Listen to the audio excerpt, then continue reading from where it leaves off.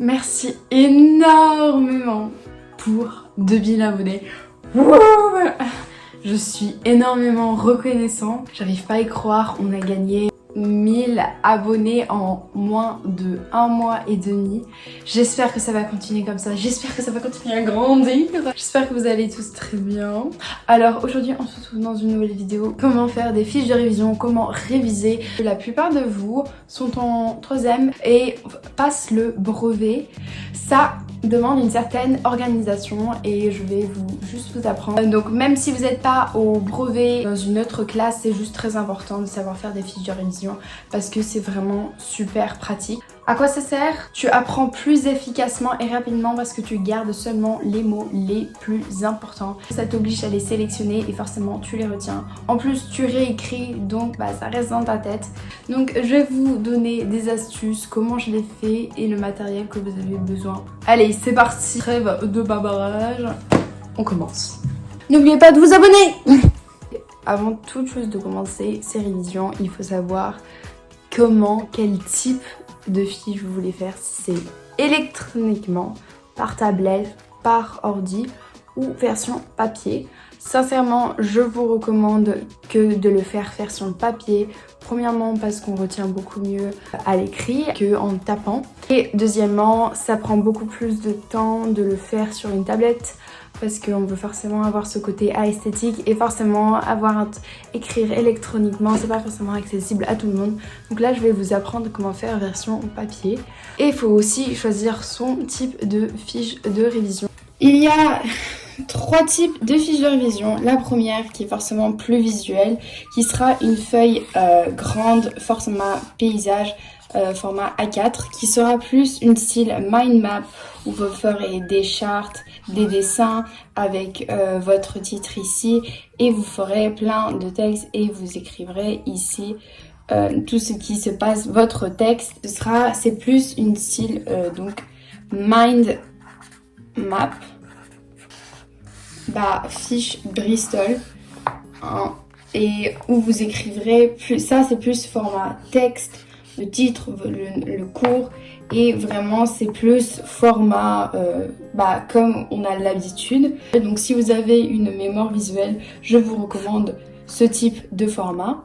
Le dernier format, ça peut être sur un cahier, mais un cahier qui est vraiment la même chose. Ce sera forcément plus grand, ce sera moins transportable, mais vous pouvez toujours écrire la même chose. Il n'y a forcément pas vraiment de différence.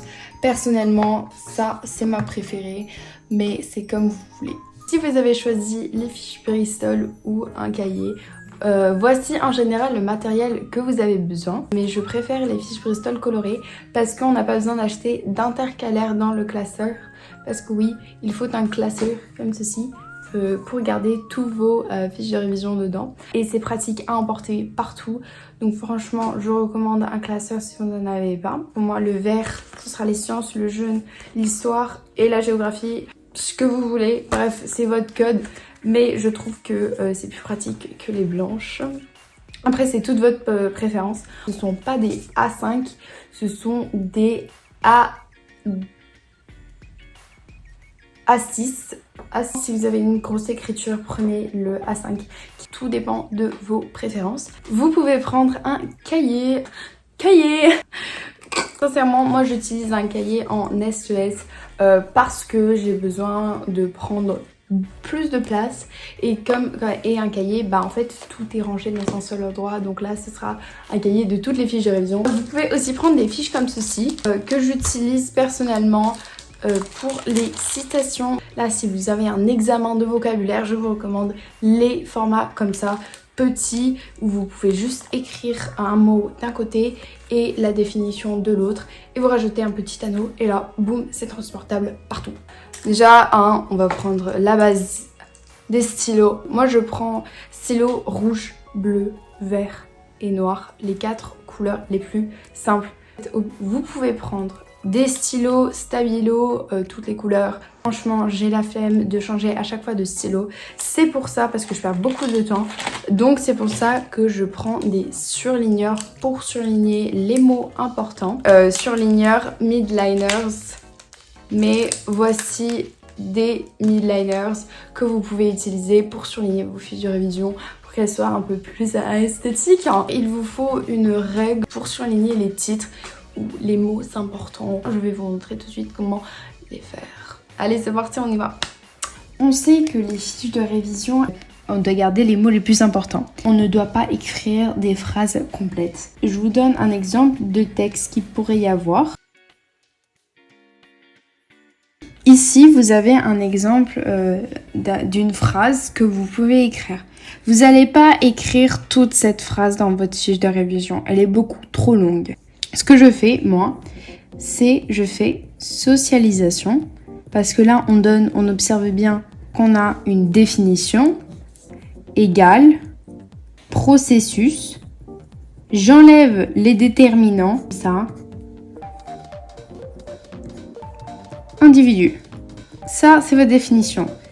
Elles permettent, en général, je fais une flèche. Donc, intégration.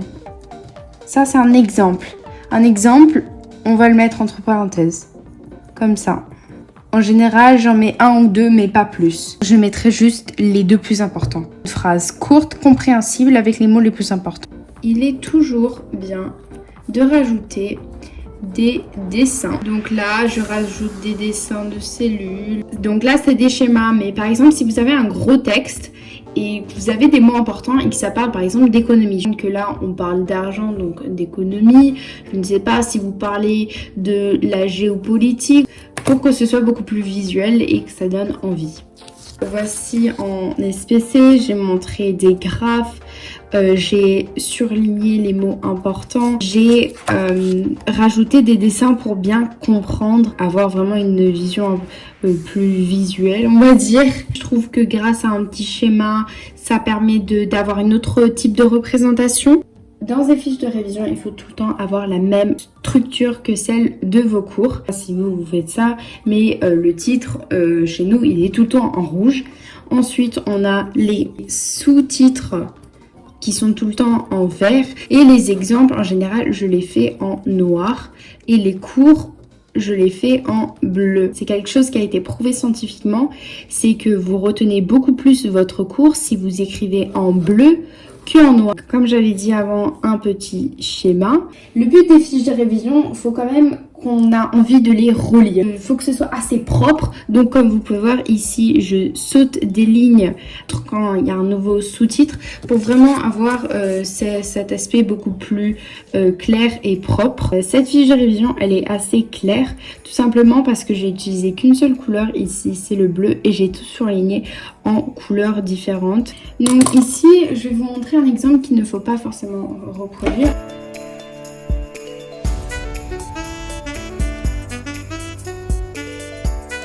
En gros, tout ce que je veux dire, c'est que vous ne rajoutez pas trop de couleurs.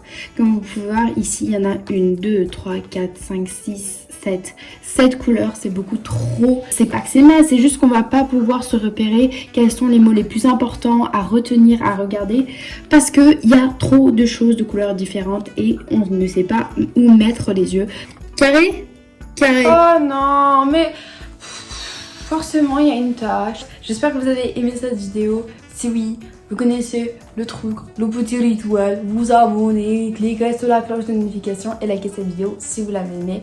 Si vous l'avez pas aimé, je m'en excuse, je ferai mieux la prochaine fois. Et tu peux aussi partager ma chaîne avec d'autres personnes. Plus on est, mieux on est heureux. Non, plus on est heureux. Bref, soyons beaucoup. J'espère que vous allez réussir vos examens et que vous allez réussir à faire vos fiches de révision. Parce que là, si cette vidéo, ça n'a pas fait, je sais pas ce qui va marcher. Adios.